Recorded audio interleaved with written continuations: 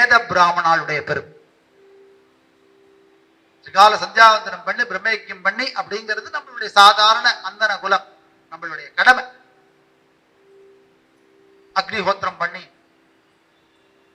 தேவர்களுக்கு ஹவிஷெல்லாம் கொடுத்து, அதனால இவாளுக்கு என்ன சொல்றாருன்னா, திரியான சமுத்திரம் சொல்றார், இவாள்லாம் சாதாரணமானவா நினைச்சுட்டாதீங்க. பூமியில இருந்துட்டு திரிகால சந்தியாவந்தனம் பண்ணி அக்னிஹோத்திரங்கள்லாம் பண்ணிட்டு அனுஷ்டிக்க வேண்டியதை எந்த ஒரு குறையும் இல்லாம அனுஷ்டிக்கிறவாளுக்கு பேர் பூசுரர்கள்.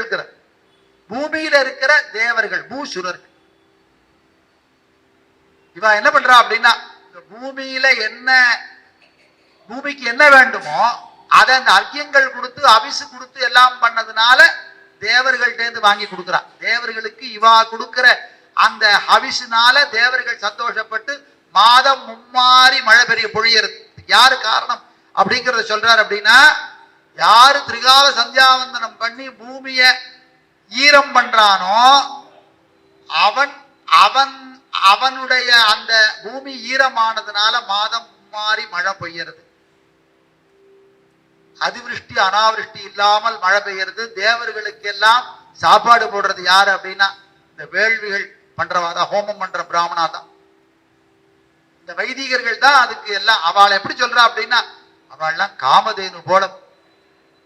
தேவர்களுக்கு இவாள்லாம் காமதேனு. காமதேனுனா ஆத்துல ஒரு பசுமாடு கட்டி வச்சிருந்தோம்னா எப்ப வேணாலும் போய் பாலை கரைஞ்சு காபி போட்டு குடிக்கலாம். குழந்தைகளுக்கு பசிச்சுதுன்னா கூட உடனே பாலை கறந்து காய்ச்சி கொடுக்கலாம். அப்படி ஆத்துல பசுமாடு இருந்தா எப்படி ஒரு காமதேனு இருந்தா எப்படி அனுகிரகம் கிடைக்குமோ, அது போல தேவர்களுக்கு ஹவ்ய கவ்யாதிகள்லாம் கொடுக்கிற இந்த அந்தணர்கள் பூசுரர்கள் இருக்காளே அவ காமதேனு.